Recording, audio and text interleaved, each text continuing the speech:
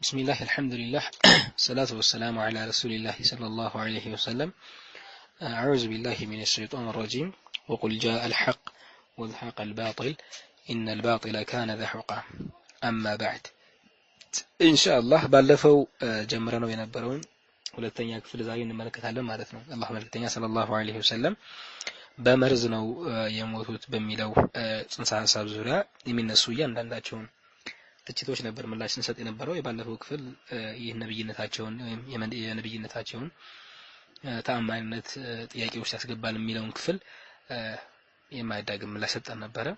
ዛሬ በአላህ ፍቃድ የምንመለከተው ደግሞ ቁርአን በምዕራፍ 69 ቁጥር 46 ላይ ቀርቦ የነበረውን አላህ Subhanahu Wa Ta'ala የተናገረውን ንግግር አስመልክተን ከዛው ርዕሳን ወጣ ምላሽ እንሰጣለን ማለት ነው። አንቀጹን እናነበውና ወደ ምላሹ እንግባ።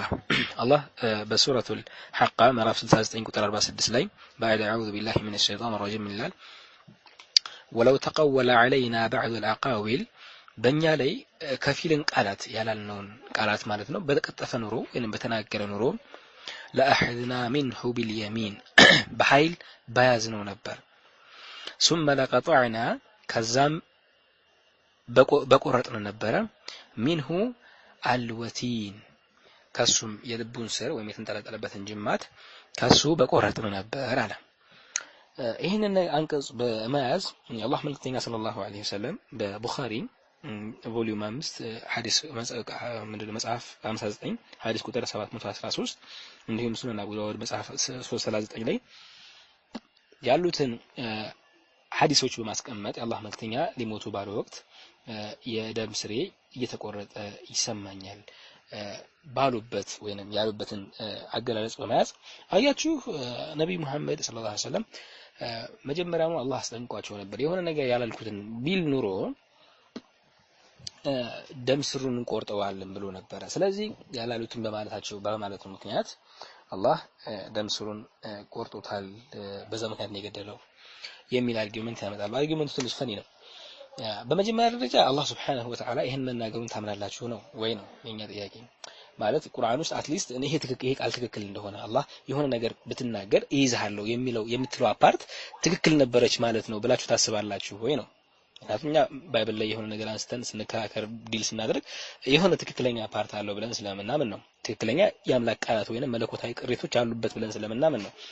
ስለዚህ አላህ ይሄንን ነገር ወይንም እናንተ እግዚአብሔር ብላችሁ የምታስቡት አካል ይሄንን ነገር ሪቪል አድርጓል ብላችሁ ታምናላችሁ ወይ? ይሄ ትክክለኛ የሱ ንግግር ነው ብላችሁ ታምናላችሁ ወይ ነው። ምክንያቱም ፕሪሚሱን እናንተ ገጣጥማችሁታል። ይሄ የመጀመሪያው ጥያቄ ነው። እንደ ጥያቄ ነው፣ ለኔ ሪዝንም አይደለም። እኔ ከመልሶች ውስጥ የለም። ይሄ እንደው ለእናንተ ለህሊናችሁ አስቀምጬው ማልፈው ጥያቄ ነው። አንቀጹን በስድስት መልኩ ወይንም በአምስት መልኩ ነው መልሰዋለን ኢንሻአላህ።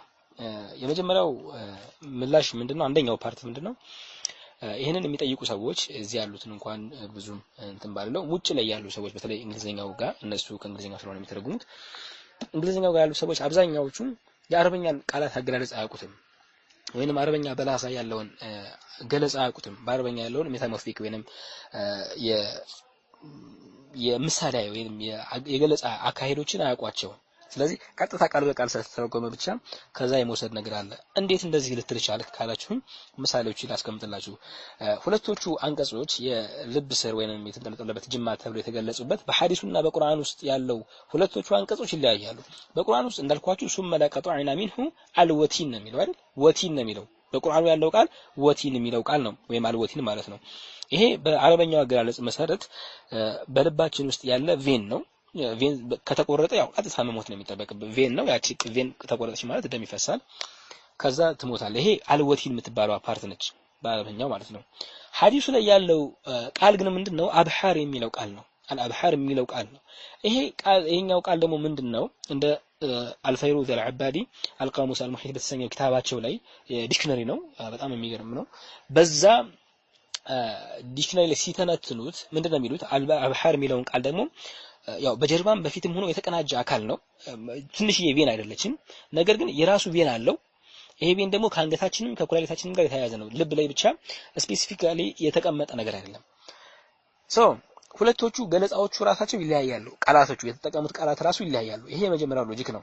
ስለዚህ ያኛውን ቃል ቁርአኑ ላይ ያለውን ቃል ሐዲሱ ላይ አመጣን አንጨፈልቀውም፣ ወይም ሐዲሱ ላይ ያለውን ቃል ቁርአን ላይ አመጣን አንጨፈልቀውም። በእነሱ እንኳን ሎጂክ ቢሆን ራሱ ማለት ነው ቃል በቃል የሚገናኙ የቃላት ወይም አገላለጽ አካሄዶች አይደሉም ነው አላህ ያለው አገላለጽና የአላህ መልእክተኛ ያጋጠማቸው የአሟሟት አካሄድ ሁለቶቹ የተለያዩ የአካል ክፍልን የሚገልጹ ናቸው። ፐርፌክት እንኳን አይደለም። እንደው ካሁን በኋላ ያለው ደግሞ for the sake of argument እንደው ተመሳሳይ ናቸው እንኳን ብለን እንመልከት። ይሄ እንዳልሆነ እየነገርኳችሁ ነው። አልሆነም። ይሄ ከት ማብሐር ነው የሚለው ሐዲሱን የሚለው አገላለጽ በአረቦች ዘንድ በጣም ደግሞ የተለመደ አገላለጽ ነበረ። ምን አይነት አገላለጽ መሰላችሁ? የሜታሞርፊክ የሆነ ወይንም ሊትራሊ የሚወሰድ ሳይሆን በምሳሌ አገላለጽ የሚወሰድ። ለምሳሌ እኛ ጋር ቆሽት ያር ትላላችሁ። አያርም ቆሽት አይደለ? እንደዚህ የሚባል ነገርም የለም። ነገር ግን እንዴትን ለመግለጽ ብስጭትን ለመግለጽ እንጠቀምበታለን። አንጀቴ ቅቤ ጠጣ። እነኚህ ምሳሌ አገላለጾች ናቸው ወይንም አገላለጾች ናቸው እንጂ ሪያሊቲ ወይንም ሊትራሊ የምንወስዳቸው ነገሮች አይደሉም። እነኚህ የአላህ መልእክተኛ የተጠቀሙበትም ደግሞ በወቅቱ የነበራቸውን ስቃይ ለመግለጽ የተጠቀሙበት የአረቦች የተለመደ አገላለጽ ነው። ማስረጃ ምንድነው ካላችሁኝ ብዙ ማስረጃ አስጣችሁ። ለምሳሌ ያው የቋንቋ ጠበብት የሆኑት ኢማም ዘመኽሸሪ አሳስ አልበላጋ በተሰኘው መጽሐፋቸው ላይ ሲናገሩም ገጽ 121 እስከ 122 ላይ ይሄንን በደንብ ይተነትኑታል። በደንብ ምሳሌ አገላለጽም መሆኑን ሁለተኛ የተገናኘበት አንግልም ራሱ የተለያየ አካል ወይም የተለያየ አመለካከት እንደሆነ በተመሳሳይ ኢብኑ አልዓባር በመጽሐፉ የጧበል ኪታብ በስተኛው ኪታቡ ማለት ነው ቅጽ 1 ገጽ 42 ላይ ሊትራል ኤክስፕሬሽን እንዳልሆነ ሊትራሊ ማለት ቃል በቃል ዝም ብለን እንደወረደ የምንወስደው ቃል በቃል ሳይሆን ምሳሌያዊ የሆነ አገላለጽ ቅድም እንዳልኳችሁ ቆሽ ያረራ something እንደሚባለው አገላለጽ እንጂ እንደወረደ የምንወስደው አይነት አገላለጽ እንዳልሆነ እሱም ይናገራል። እንደው ከእስልምና በፊት እንኳን በዘመነ ጃህሊያ ወይንም በማህይምነት ጊዜ ኢምፕሪ ኢስላሚክ ፔሪድ ራሱ ይሄን ቃል ይጠቀሙበት ነበር። ለምሳሌ በፕሪ ኢስላሚክ ፔሪድ ወቅት በጣም ታዋቂ ገጣሚ የነበረው ሰው ቢሽር ኢብኑ አቢ ሐይዝ የሚባል ሰው ነውና ይሄ ሰውዬ ገሸይታ ለሌላ ቢሸሪቅ ሙቃማ በተሰኘው የግጥም መድብሉ ላይ ራሱ ይሄንን ቃል ሲጠቀም እንመለከተዋለን። ይሄን ቃል ስቃዩን ለመግለጽ ልፋቱን ለመግለጽ ይሄንን ቃል ሲጠቀሙ እንመለከታለን። እንደው እነኚህ ነገሮች የአረብኛ አገላለጾች ናቸው። ግን at the same time ኢስላሚክ የሆኑ ሶርሶች ምን ይላሉ? ማስረጃ አለ ወይ ካላችሁኝ በትክክል ማስረጃ አለኝ። እስልምና የሆኑ ሶርሶች ወይም ሐዲስና ቁርአን ላይ ተመሳሳይ አገላለጽ አለ። የት ላይ ካላችሁኝ ሐዲስ ላይ ላሳያችሁ። ሐዲስ ላይ ለምሳሌ ሙስነፍ ኢብኑ አቢ ሸይባ ሐዲስ ቁጥር 36342 ላይ እንዲሁም ሙስነፍ አብዱረዛቅ ሐዲስ ቁጥር 5918 ላይ የአላህ መልእክተኛ ሰለላሁ ዐለይሂ ወሰለም በሚቀበሉበት ወቅት አንድ ሱሐባ የተናገረውን ነገር ገልጸውታል። ምን ብሏል ይሄ ሱሐባ? ዩከት ማውርታል ሱሐባው የደም ስሬን የቆረጣችሁት የአላህ መልእክተኛ። እንግዲህ አስቡት እየሞቱ ነው የአላህ መልእክተኛ በኢዛኔ ያው ሙተዋል፣ እሳቸው እየተቀበሩ ነው ሰለላሁ ዐለይሂ ወሰለም። በዛ ጊዜ ወይንም በዛ ወቅት ሱሐባዎቹ በጣም ከፍተኛ የሆነ ሐዘን ውስጥ ከፍተኛ የሆነ ጭንቀት ውስጥ የነበሩበት ታይም ነበረ። ይሄን ነገር ኤክስፔክት አላደርጉም ሳይዘጋጁ ነው ይሄ ክስተት የመጣውና በዛ ሐዘን ወቅት የተናገረው ቃል ነበረ። ይሄ የተለመደ የአረቦች አገላለጽ ስለነበረ ይታወቃል። ይሄ ሰውዬ እንደሚታወቀው የደም ስሩም አልተቆረጠም ይታወቃል። ይሄ ሰውዬ ሊትራል ነው እንግዲህ በህይወት ነበረ። ሊትራል አይደለም የገለጸው ሜታሞርፊክ የሆነ አገላለጽ እንደሆነ ግልጽ ነው። ስለዚህ የአረበኛው የስነ ጽሁፍ አገላለጽ እንደነኛ አይነት ነገሮችን አካቷል ነው። ስለዚህ የመጀመሪያው ነጥብ ምንድነው? የአረበኛ የስነ ጽሁፍ ገለጻችሁ እንግዲህ ኤክስፔክትድ አይደረግም ማለት ብዙዎቹ አረበኛ አይችሉም፣ የኛዎቹ ሳይሆን ውጪዎችም አይችሉምና ሲያመጡ ቃል በቃል ስለሚያመጡት ያ የፈጠረው የመጀመሪያ ስህተት እሱ ነው። አሁን የአረበኛ ገለጻውን ተውና በሚያግባባን አማርኛና እንግሊዘኛ እንዋይ ደግሞ ምክንያቱም ምንም ችግር የለብንም እኛ at any case ለመወያየትና ለማሳመን ማለት ነው። we have any ብዙ ኤቪደንሶች አሉንና ማለት ነው ኢንሻአላህ አልহামዱሊላህ ለኒዕመቱል ኢስላም። ስለዚህ ቋንቋውን ተው ነው እንግዲህ በቋንቋው አልቋል እኮ አርጊውመንቱ በቋንቋው ተገልሏል። ግን ቋንቋው ልተው ስለማያስጨንቀኝ ማለት ነው። አሁን ሐዲሱን በሚገባን አማርኛ በተረጎምንበት አማርኛ እኔ በተረጎምኩት ከዛም እንግሊዘኛው በላይ ባለው ደግሞ በመጣው የሚሽነሪው ጥያቄ ደግሞ አንድ ላይ ያይዘን እንመለሰው ኢንሻአላህ። ኸይር የመጀመሪያው ዋነኛው ምክንያት ምንድነው? ሐዲሱና ቁርአኑ የሚገናኙበት ምንም አይነት ማስረጃዊ ቁርኝት የለም። የመጀመሪያው መከራከሪያ ይሄ ነው። ያ ምንድነው የአላህ መልእክተኛ ሰለላሁ ዐለይሂ ወሰለም በአላህ ላይ ያላሉትን ስለቀጠፉ ነው የልብ አውርታቸው የተበጠሰው የሚል ምንም አይነት ማስረጃ የለም። ይሄ ሁለት የተለያዩ ቦታ ያሉ ነገሮችን አንድ ላይ ጨፍልቆ አመጥቶ የሆነ ሳውንድ አርጊውመንት ለመፍጠር የሞከረ ሰው ያመጣው ድብልቅልቅ ያለ አካሄድ እንጂ ምንም አይነት መረጃ ቢስ ነው። ምንም አይነት መረጃ የለውም። መረጃ ካለ እንጠይቃለን። ምክንያቱም የአላህ መልእክተኛ ይሄንን ከአላህ ላይ ያላለውም አላህ Subhanahu Wa Ta'ala ያላለውም በመቅጠፋቸው ምክንያት ነው ይሄ ክስተት የመጣባቸው የሚል ምንም አይነት ማስረጃ የለም። ይሄ የመጀመሪያው መከራከሪያ ነው። እስኪ አብራራው ካላችሁኝ ቀላል ነገር ላስረዳችሁ። የት ላይ ነው አላህ Subhanahu Wa Ta'ala ረሱልን እኔ የገደልኳቸው እንዲህ ያላልኩትን ነገር ስላሉ ነው ብሎ የገለጸበት ቁርአን ውስጥ የትም ቦታ ወይንም ሐዲስ ውስጥ የአላህ መልእክተኛ ይሄን ነገር የገለጹበትን መንገድ ካለ በግልጽ እንመልከተው። ምክንያቱም ካለ ማስረጃ መዋየት ጊዜ ማባከን ነውና ማስረጃ ያስፈልገዋል። ሁለተኛ የለም እዛው ሁለተኛ ሰብ ቶፒክ አድርገን ሁለተኛው ማስረጃ ሌላ ነው። ሰብ ቶፒክ አድርገን አላህ Subhanahu Wa Ta'ala እሳቸው በሱ ላይ ያላሉትን እየቀጠፉ ከነበረ ከዛ በኋላ የመጨረሻውን የቁርአን አንቀጽ ጀምሮ ይሄ የቁርአን አንቀጽ ከወረደ በኋላ ያሉትን አንቀጾች ለምን አወረደ ነው። ለምሳሌ አላህ በሱረቱል ማኢዳ ምዕራፍ 5 ቁጥር 3 ቅድም እንዳልነው ባለፈው ፕሮግራም እንዳልነው ማለት ነው ምን አለ አላህ አልየውመ አክመልቱ ለኩም ዲነኩም ወአትመምቱ ዐለይኩም ኒዕመቲ ወረዲቱ ለኩም الاسلام ዲና። ይሄ የመጨረሻው የቁርአን አንቀጽ ነው ተብሎ ይታመናል። ይሄ የቁርአን አንቀጽ ሲወርድ ዛሬ ሃይማኖታችሁን እናንተ ሞላሁላችሁ አለ። ጸጋዬንም በእናንተ ላይ ፈጸምኩ ከሃይማኖትም በኩል እስላምን ወደድኩ አለ። ይሄ ቁርአን አንቀጽ እንግዲህ ይሄኛው የቁርአን አንቀጽ ከወረደ በኋላ ነው የወረደው። እንግዲህ በእነሱ አገላለጽ መሰረት ይሄ የቁርአን አንቀጽ ከወረደ በኋላ አላህ የሆነ ነገር ጨምረዋል ማለት ነው አይደል? ትንሽ ነገር ጨምረዋል ማለት ነው እሳቸው። ስለዚህ ስለጨመሩም አላህ መግለጽ የነበረበት መጨመራቸውንና መቀጣታቸውን እንጂ ሃይማኖቱ ተሟልቷል በቂ ነው ትክክል ነው የሚለውን ፐርሰፕሽን መጨመር አልነበረበትም። አላህ ግን እያለ ያለው ምንም እንዳልተሳሳቱ አላህ መልእክተኛና በትክክል መልእክታቸውን እንዳደረሱ አድርጎ ነው አላህ በሱረቱል ማኢዳ ምዕራፍ 5 ቁጥር 3 እየገለጸ ያለው። ስለዚህ ከየት አመጣችሁት ነው። at the same time አላህ Subhanahu Wa Ta'ala በሱረቱል ማኢዳ አሁንም እንደገና ምዕራፍ 5 ቁጥር 7 ላይ ምዕራፍ 5 ቁጥር 7 ላይ ሲገልጽ አይሁዳውያን እንደዚህ አይነት ብላስፌሚ እንደነበራቸው ይገልጻል። ምን ማለት ነው? ነቢያትን የመግደል ሶስት ተጠናውቷቸው እንደነበረ ይገልጻል። እና ነብዩ አንቀጹንና እንመልከተው አብረን። አላህ ምን አለ? ለቀድ አሐዝና ሚሳቀ በኒ እስራኤል ወአርሰልና ኢለይሂም ሩሱላን የእስራኤልን ልጆች የጠበቀ ቃል ኪዳን በርግጥ ያዝንባቸው ኩለማ ጃአሁም ረሱሉን ቢማ ላ ተህዋ አንፉሱሁም ፈሪቀን ከዘቡ ወፈሪቀን የቅቱሉን ነፍሶቻቸው በማትወደው ነገር መልእክተኛ በመጣላቸው ቁጥር ከፊሉን አስተባበሉ እምቢ አሉ። ከፊሉን ደግሞ ምን አደረጉ? they killed ገደሉ። አሁን ይሄን ቁርአን አንቀጽ ከዛ በኋላ ሲያወራ አላህ Subhanahu Wa Ta'ala የአላህ መልእክተኛም at the same time እንደሚገደሉ ወይንም አይሁዳውያን እንደሚገድሏቸው መግለጽ ይችል ነበር ወይንም ይገልጽ ነበር። ክስተቱ እንደዛ ቢሆን ኑሮ ለምን እዚህ ጋር አልገለጸም ነው? አልገለጸም አላህ Subhanahu Wa ምክንያቱም የሌለ ክስተት ነው። በእነሱ ምክንያት እንደማይሞቱ አላህ የአላህ መልእክተኛ ይታወቃል። ስለዚህ ይሄ ክስተት ከዛ አንፃር አይሄድምና አላህ አልገለጸውም ነው። ሁለተኛው ምክንያት ምንድነው ነው? ሁለተኛው ምክንያት ምንድነው? አሁን በዚህ ሎጂክ ወይንም አርጊውመንት ከሄድንም እንግዲህ አላህ መልእክተኛ ሰለላሁ ዐለይሂ ወሰለም እንግዲህ በየትኛውም አጋጣሚ አውታቸው ተበጥሰው ቢሞቱበት አጋጣሚ እንትን ካለ ከዛኛው ጋር አንቀጹ ጋር ስለምትገናኝ ነው አንቀጹ ጋር ቀጥታ ይገናኛል ማለት ነው ብለን አንጨፈልቀውም። ምክንያቱም እስኪ እንደው ፎር ዘ ሴክ ኦፍ አርጊውመንት እንወያይና አላህ መልእክተኛ በጦርነት ወቅት ሞተው ቢሆን ኑሮስ ይሄን አርጊውመንት ልንጠቀምበት ነበር?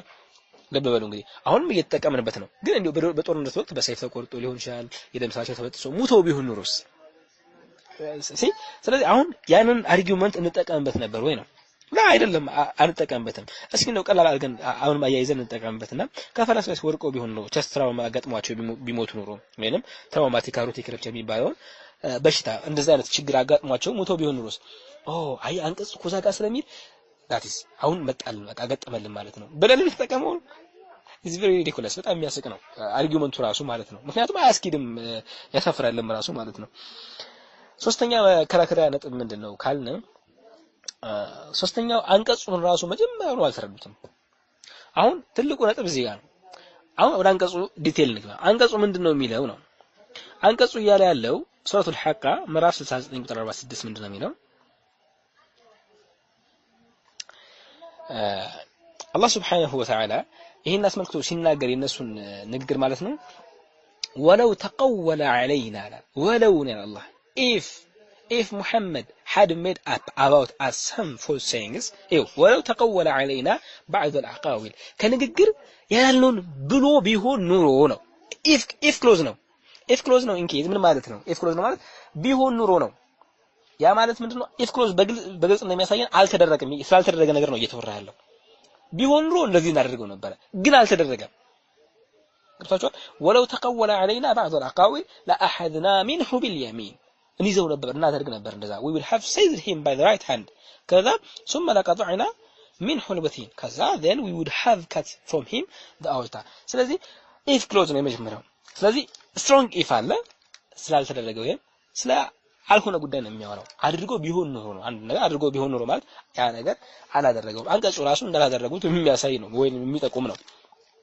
አራተኛና መጨረሻው ነጥብ ምንድነው አንቀጹ ደግሞ ቅጽበታዊ ነው አላህ ምንድነው የሚለው ወለው ተቀወለ علينا بعض العقاويل የሆነች ነገር ተናግሮ ቢሆን ኖሮ لأخذنا منه باليمين ወዲያውኑ በያዝነው ነበር እዛው በያዝነው ነበር ይያዝ ነበር ሌላ ተጨማሪ ነገር እንዲፈጠር ወይንም ሚሽኑ ወይም ፎርስ የሆነው መልእክት እንዲተላለፍ ከዛም እንዲሰራጭና ብዙ ሰው እንዲሸወር መንገድ አይከፈትም እዛው ላይ ያ ነገር ፊኒሽ ይደረግ ነበር ግን አላህ ምንድነው ያደረገው አስቡት 4 አመት ቆየ ከመርዙን ከበሉት በኋላ ባለፈው እንዳልነው ማለት ነው 4 አመት ቆየ ከ4 አመት በኋላ ደግሞ እንደገና አሁንም መልእክቱ ማለቁን አላህ ገለጸ አልየውም አክመልቱ ለኩም ዲነኩም ወአትመምቱ አለይኩም ኒዕመቲ ወረዲቱ ለኩም الاسلام ዲና ዛሬ ለእናንተ ሃይማኖታችሁን ሞላሁላችሁ ጸጋዬን በእናንተ ላይ ፈጸምኩ ከሃይማኖቱም በኩል እስላምን ወደድኩ ብሎ በግልጽ አላህ Subhanahu Wa Ta'ala ዲኑ የተሟላና ያልተጓደለ ትክክለኛ መመሪያውን አላህ መልክተኛ እንዳስተላለፉት ገለጸ አፕሩቭ አደረገላቸው ስለዚህ ይሄ ማይሆን ነገር ጨምሮ ቢሆን ኑሮ አፕሩቭ ከማድረግ ይልቅ ወዲያውኑ ነበር የሚይዛቸው ለዛ እኮ ነው ኢብኑ ተይሚያ ረህመቱላሂ ዐለይሂ አንቡዋት በተሰኘው ኪታባቸው ሲናገሩ this is with the assumptions that he fabricates some sayings ልብ በሉ ይሄ አንቀጹ የሚያወራው ወለው ተቀወለ علينا بعد ነው የሚለው بعد ትንሽ ወይም ጥቂት ሳም ነው የሚለው and if Muhammad has made up as some for sayings ከፊል ትንሽ ይቃል ቢናገር ነበር ይሄን ቃል ቢናገራት አንድ ወይንም ሁለት አያኮናት ቢናገራት ኑሮ ነበር ምን ይዘው አለ አስቡት what then if you were fabricated the entire message ሙሉ መልእክቱ ወይንም ሙሉ እስልምናን ፈጥሮስ ቢሆን ኑሮስ የሚመጣበት ችግር ወይንም የሚመጣበት ቅጣት ምን ሊሆን ይችላል ነበር ነው አስባችሁታል አይደል ስለዚህ ሲምፕል የሆነ አገላለጽ ወይንም ሲምፕል የሆነ ግብዣ ለነኚህ ሰዎች እናቀርብላቸው ይሄ ምንድነው የአላህ መልእክተኛ ሰለላሁ ዐለይሂ ወሰለም ያላሉትን አሉ ወይ ማለት ትንሽ ያንቀጽ እንኳን ስላሉ ነው ማለት ወለው ተቀወለ بعض العقاويل ነው ሌላው አካል ወይም ሌላው የተናገሩት ነገር በጠቅላላ ትክክል ነው ማለት ነው ሰም የሆነ ችግር ካልሆነ በስተቀር እነኚህ ሰዎች በእነሱ ሎጂክ መሰረት የአላህ መልእክተኛ በዛ ምክንያት ነው የሞቱት ወይንም አላህ ያላለውን ነገር በመናገራቸው ምክንያት ነው የሞቱት ካለ ኢንታየር ሜሴጁ አይደለም አንቀጹ የሚያወራው ስፔሲፊክ ስለሆነ ጉዳይ ነው ስለ ትንሽ ወይም ስለ ጥቂት ጉዳይ ነው እንጂ ስለ ኢንታየር ሜሴጅ አያወራም ወለው ተቀወለ بعض العقاويل ነው የሚለው بعد ነው አነስተኛ ወይንም ጥቂት ስለሆነ ነገሮች ነው ስለዚህ እነኚህ ሰዎች ኢንታየር ሜሴጁ ወይንም የእስልምና መልእክት ከአላህ ነው የመጣው ብለው ያምናሉ ማለት ነው ገብታችኋል የምላችሁ ምክንያቱም አንቀጹ የሚያወራውና የአላህ መልእክተኛ የገጠማቸው ነገር ሙሉ መልእክቱና ፈጥረው አመጣው ቢሆን ኑሮ አይደለም የሚለው አንቀጹ ጥቂት ነገር ቢሉ ኑሮ ነው መጀመሪያው እሳቸው እኮ የአላህ መልእክተኛ ናቸው መልእክትም እየወረደላቸው ነው ግን እዚህ ላይ እኛ ያላለውን ነገር ጨምረው ቢናገሩ ወይም አዲስ ነገር አመጣው ለእናንተ ቢናገሩ ኑሮ እንይዛቸው ነበር ነው ስለዚህ ሶርሱ ምንድናቸው ትክክል ናቸው ነብይ ናቸው ልኪያቸዋለሁ ነገር ግን ያላልኩትን እዚህ ጋር ጨምረው ግን ቢናገሩ ይዛቸው ነበር ነው ስለዚህ እንደነኚህ ሰዎች ይሄን አርጊውመንት እንዳመጡ ሰዎች አመለካከት መሰረት የአላህ መልእክተኛ ኢንሳን ኬዝ እንኳን ነብይ ነበሩ ማለት ነው ኢንሳን ኬዝ እንኳን ከዛ በኋላ ነብይ ሆኖ ሳለ ነው የሆነ ታይም ላይ